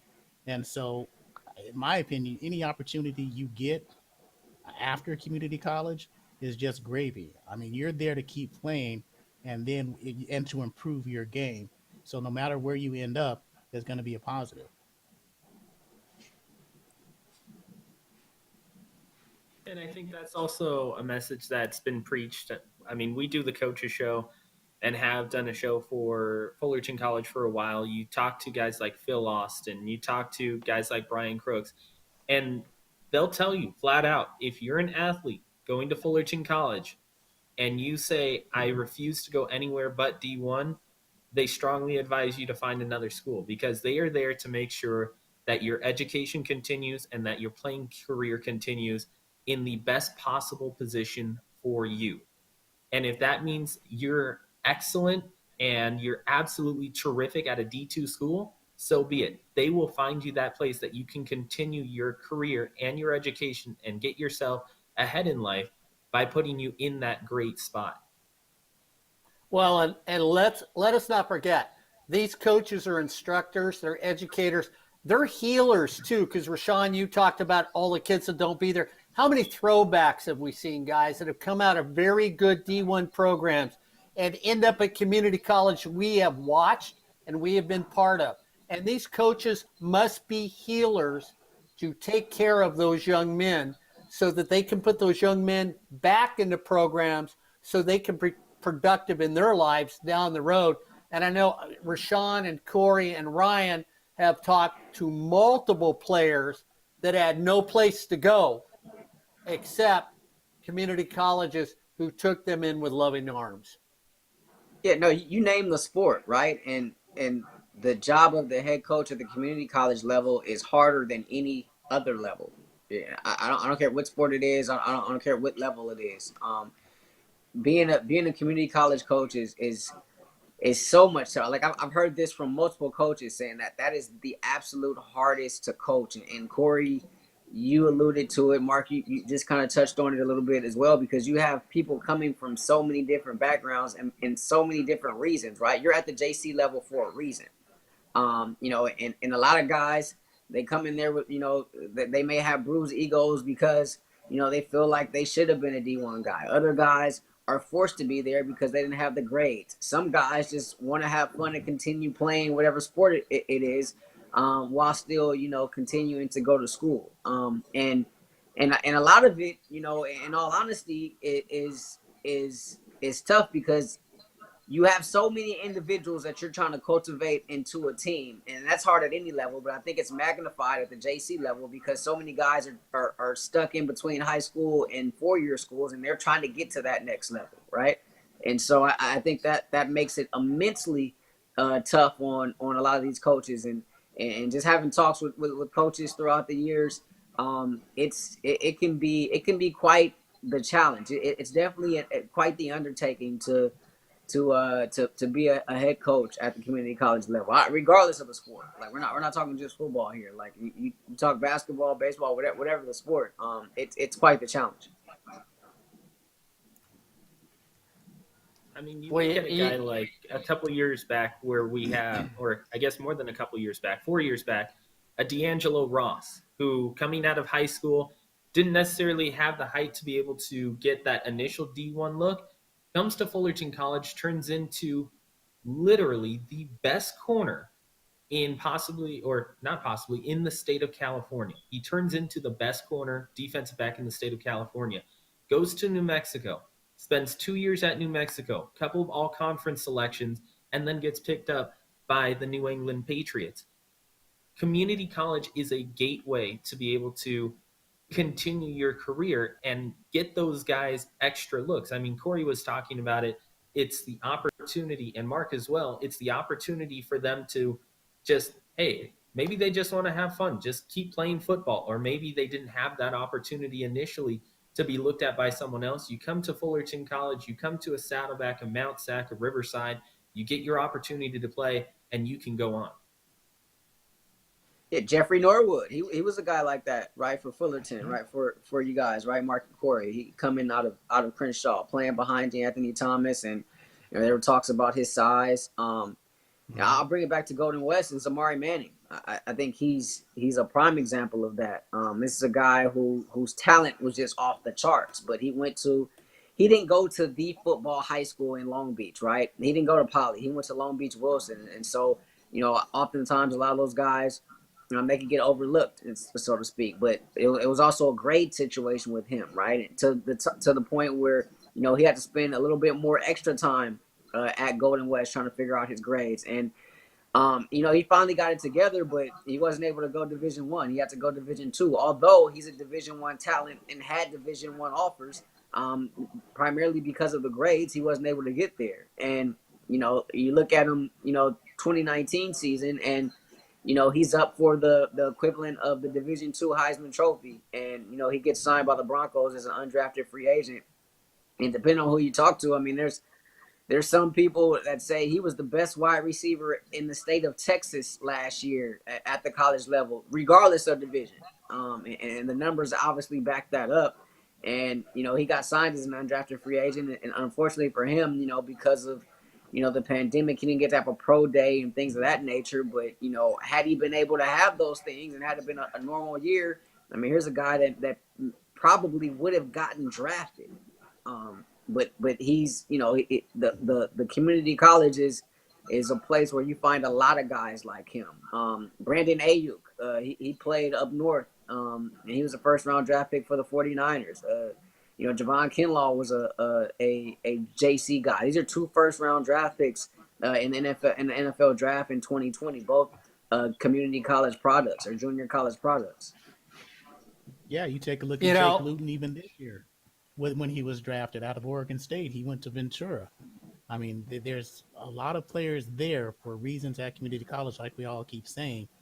And we see nothing but positives, which can result from a community college background. Well, Corey, I'm going to throw.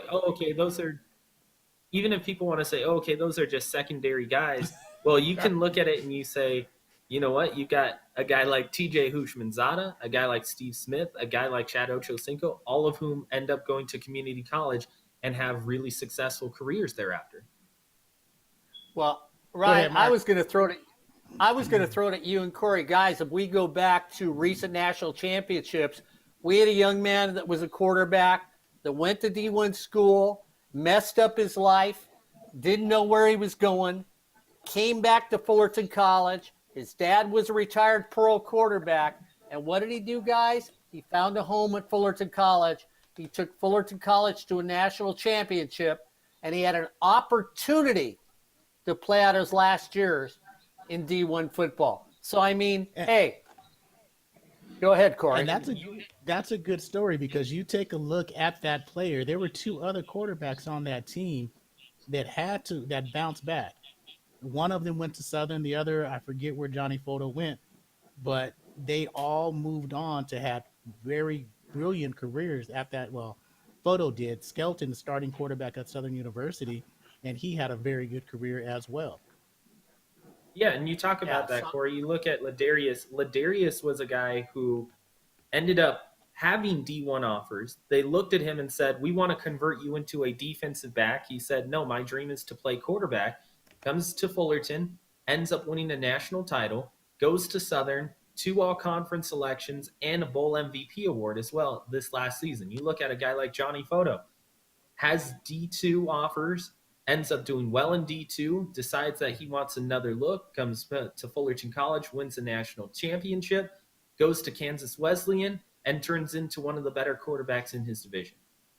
And who's that third quarterback, Ryan, that we didn't talk about? We had Kane Wilson, Ladarius Skelton, and Johnny Photo.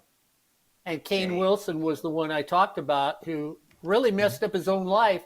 And if it wasn't for Fullerton College, he had no place to go. Yeah. Just a tremendous story of perseverance, Kane Wilson. And he was, I mean, he was a guy who, I mean, he was years and years removed, right? I remember was that this past season, Corey was able to wrangle him as a guest, and Mark, you and I interviewed him at halftime.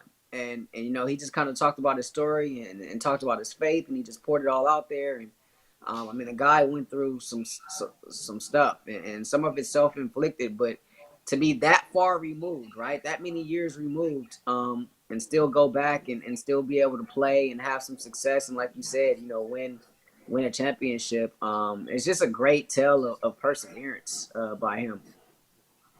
Yeah, next time we do a game on sportsnetusa.net, he wants to come and be on the air with us, and he mentioned you too, Rahshaun. He said, if you guys play Golden West, let me know. I'll go on the air with you and the young man I was with before. Nobody's young over here except for Ryan. Hey, don't blow my cover. Don't blow my cover. Young at heart. All right, guys, we've been talking about the realignment in the SCFA, Southern California Football Association, part of the CCAA or Triple CAA or 2A or whatever they call it. Everybody calls it a bunch of different things.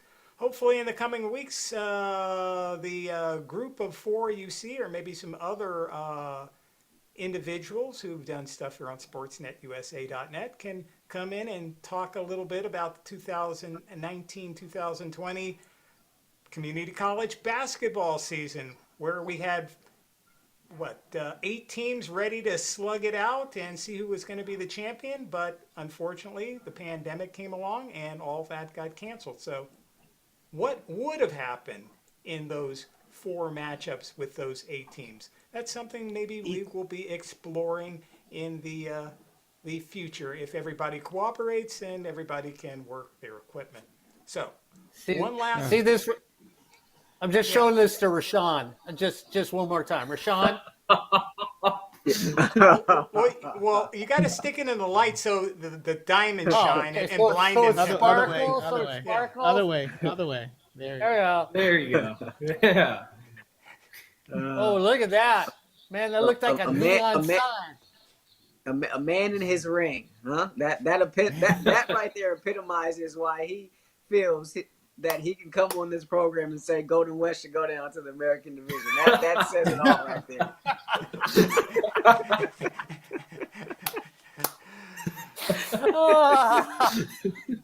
And a final note tonight before we sign off, and maybe I'll give you guys each 30 seconds to chatter on this, but we'll save this for another show because we want to.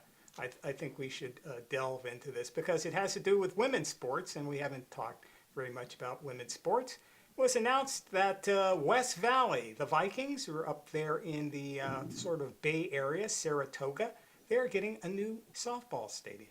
Many of you are certainly aware of NC2A Division I softball. The Oregon Ducks, they got a new stadium in 2015, Jan Sanders Stadium. Have you been there, Ryan, yet?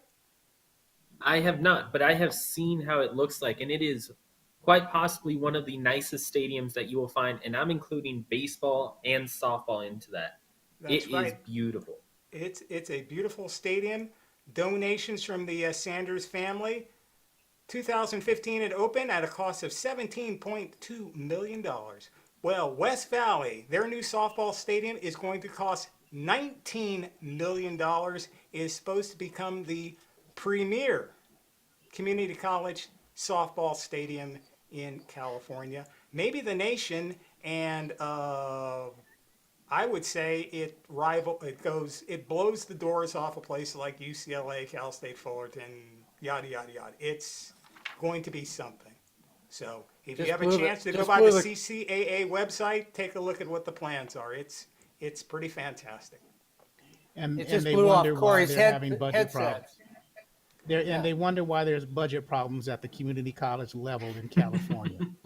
Well, if you already have the money and you committed to that, then I don't know what you do. You don't suddenly come back and say, well, by the way, You can don't get somebody in the upper left corner start going off about community college funding because we'll be here all night and we'll all run out of bandwidth.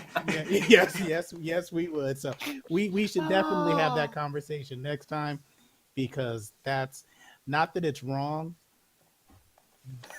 but But it's wrong? Is that what you're trying to say? not that it's wrong, but it ain't completely right. Well, I think since we it's my fault for letting the lid off that. So let's just talk about that for a little bit. Well, I mean, I look at it as, Oh, man. I look at it as, if they already have the funds, But you have to commit. if the money was already raised and it came from other sources other than taxes, I don't see a real problem with going ahead with it. Like Oregon Stadium, that was built on donations from the Sanders family mostly. Now, if there was a cutback in Oregon on education, which I'm sure with what's going on, there's going to be cutbacks across the nation in college, community college, high school sports. But, either you build or you give the money back to the people who donated for that. You can't take that money and then use it for another project. And I'm sure schools do that sometime, but that is certainly wrong. Yeah, I'll recant a little bit about my opinion on that. I don't mind that they built it, but they're going to have to utilize it. They're going to have to, like you and Ryan said, they're going to have to become the preeminent softball place in the nation. They're going to have tournaments. They're going to have to be the school that hosts every single community college championship. They're going to have to be that school to recognize and bring to the forefront community college softball as well as community college sports when you build a facility that well. And they're going to have to rally the community to get the support. That's what a stadium like that tells me. And this is one option and one opportunity, if they're going to spend that much money, to really bring forth community college athletics. Well, I think a great example is Saddleback Stadium that Rahshaun brought up. It's built, it's done, it's beautiful. Is it only for Saddleback football? And Guy, that's how many home games? And that's it?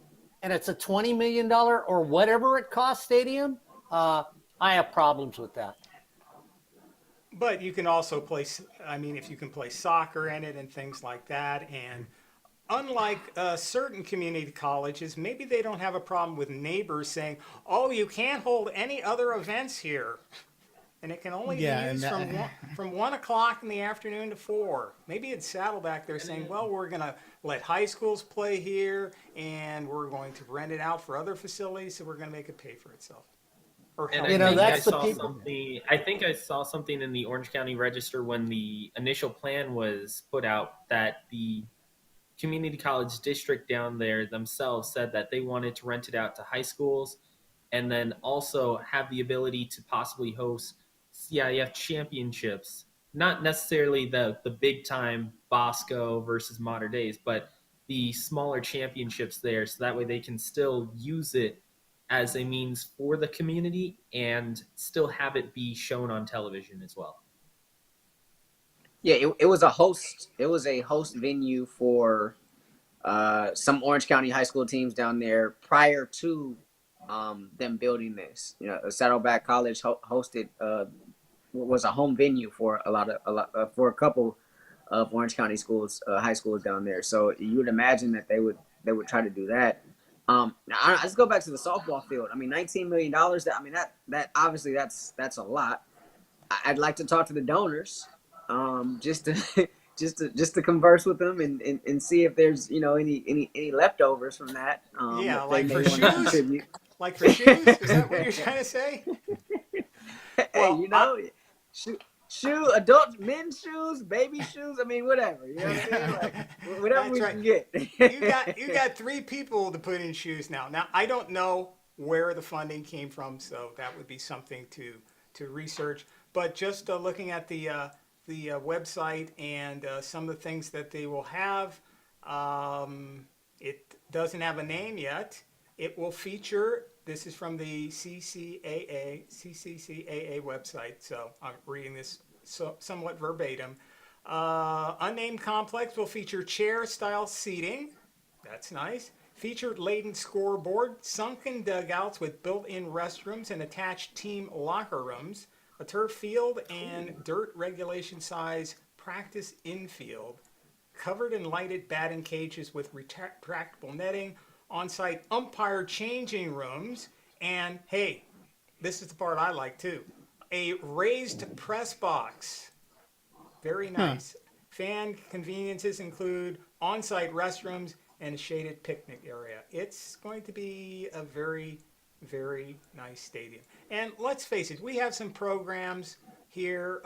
As a matter of fact, that's one of the teams we're trying to invite to the sportsnetusa.net North versus South softball tournament. So we'll see how that progresses. But you have a team like, and Mark and Corey, and we've all talked about it, Ryan. You have a team like Cypress College, which is the premier community college softball team for all the championships that Brad Pickler has won. What is it, 9 of them? Brad Pickler should have a D1 facility over there.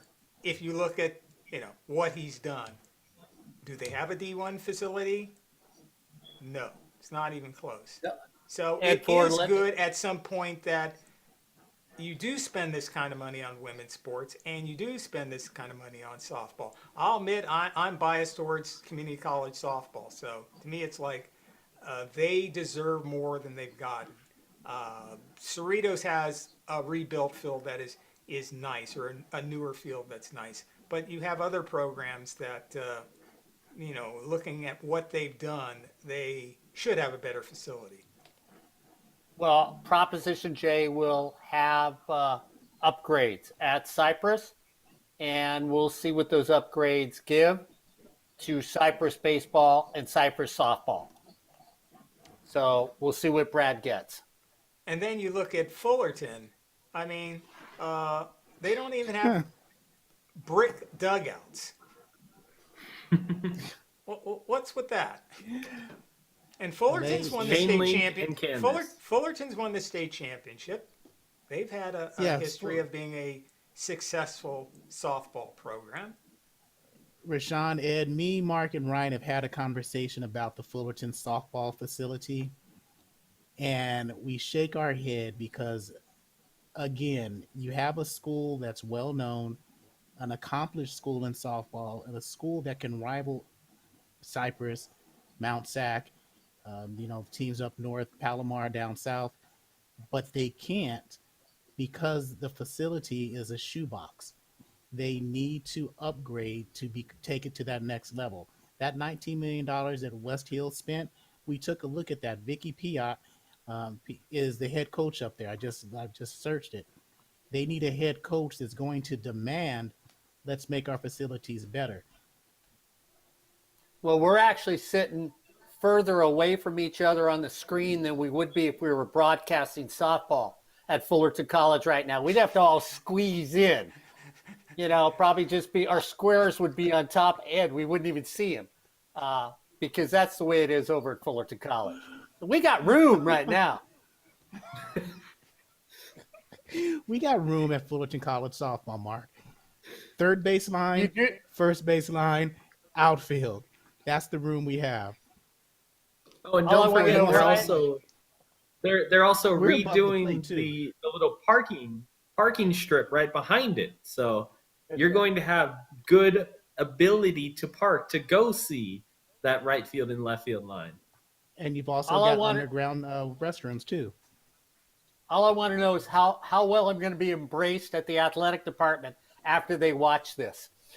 I better shave. It doesn't matter. Well, I mean, Ed, you just talked about the Pickler brothers over there at Cypress. I mean, how much do we hide behind facilities? Like if Scott doesn't have one of the preeminent facilities in Southern California or the state for that matter, but he continues to win. I mean, how much goes into not necessarily investing in the building, but actually investing in the program when it comes to coaches and resources for players and things of that nature? I know there aren't unlimited budgets at community colleges. In community colleges, obviously, people are going to pay more attention to four-year universities, Division I, Division II, and high school teams, and we just kind of jump over community college, even though you guys have mentioned just scores of athletes who played at the community college, JC level, and football that have gone on to bigger things. It's just sometimes the facility needs to match what the team has done. And with Brad Pickler, it's not I won it once and I haven't won it in 20 years. I mean, West Valley is one of the few Northern California teams to have won the state championship. And they've won it twice, but it's been a long time since they've won, or any of the Northern California teams have won. Sierra was the last one to win. So it's just he's got, if you look at the community college coaches, he is in second place of all the community college JC softball coaches in the nation. He is number 2, and he's behind Heinz Mueller, I think that's his last name, at Phoenix College, and they have the advantage of playing 50 regular season games compared to 40 for the California community colleges. And when you have a program like his, of course, I'm not trying to put down anything that man has done. I mean, he's in the Hall of Fame. He's a great coach and has great players. But, obviously he's going to gain ground each time on Brad Pickler. When Brad's team went undefeated, what was that, Mark? Was that 2018? Was that the undefeated year? 17. 2017, yeah, where they went undefeated en route to the state title, first team in California. Yeah, you're right. 17. In 2017, they won, and I believe when Brad won that last game, the championship game, he had a lead on Mr. Mueller, considerable, like 14 to 15 games, I think it was. There was another coach who retired, coached in Indiana, Paul, I'm not sure his name is Paul Schwabe, I think it was, or Sharbe. But he's retired, and it's just Brad's got passed up over the years because those teams are playing 50 regular season games plus Phoenix always goes into the playoffs. They always make it to the national level of the playoffs. So they have a 50-game regular season. Then they'll play 3 games, in the playoffs in Arizona, or 2 games, and they move on. They get into the NJCAA championship out there in Utah, and they normally get to the finals, or at least the semifinals. So that chalks up, postseason they chalk up 5 to 6 to 7 wins. So obviously, Brad's going to get passed up. But Brad got put into the Softball Hall of Fame. So that's my point. The man's won 9 championships. He's in the National Hall of Fame for coaches. He's the second leading all-time community college JC softball coach of wins. And he doesn't have he should have a facility that matches what he's done over the years. And he's been there for, 30 years? At least. They could have found a few dollars here and there to build him a better facility. I mean, they're like Fullerton. They don't have, it's all chain link fence. There aren't any block wall the thing is that, dugouts or anything. Ed, you also look just right across that little street over to baseball.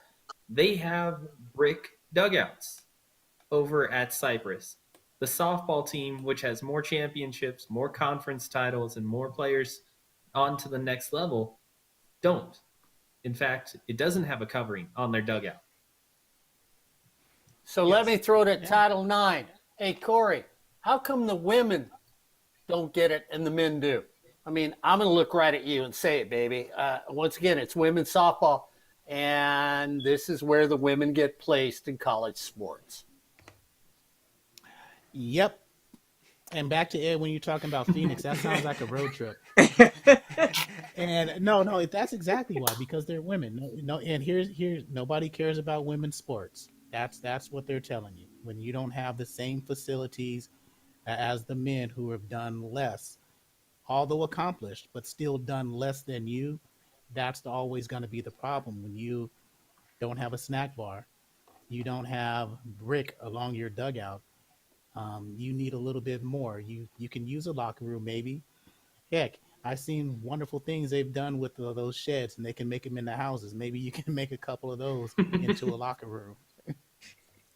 Watch out. Wow. We had a problem with that at 321 East Chapman Avenue. They got some people in some hot water. So, what?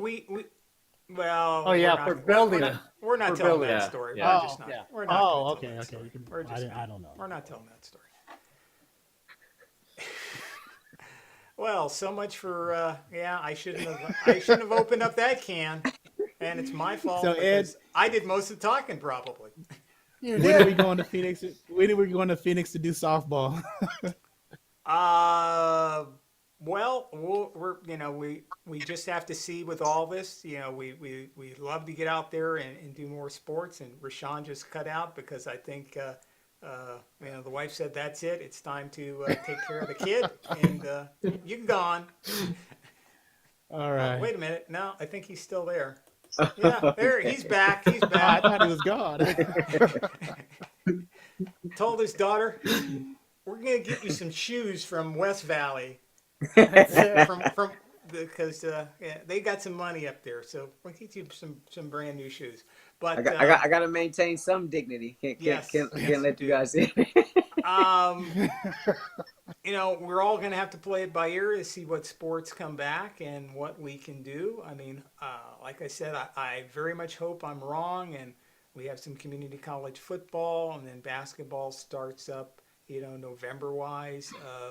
That's not what I'm predicting. I think we're going to see more of something like everything start up around the first of the year, and then they can just kind of shift the basketball season and make it extend longer into May, and then you have baseball, basketball, and softball kind of ending all at the same time, because you don't get a lot of athletes that are going to play in both of those sports anyway, not anymore at least. So, but in the coming whatever, if the health of the country gets better, I would like to go out to the big tournament that they hold in Yuma, Arizona, the shootout event, where they have Phoenix plays in that, and Western Arizona plays in that, and all the Central Arizona and Eastern Arizona. Plus, they get teams from Utah. They have teams from Illinois come out and play in that. They had the team from Mississippi, Jones County, that won the championship one year. So they get teams that, unlike what we're trying to do with just to kind of put up a carrot and have some Northern California teams come out and come down this way and play softball.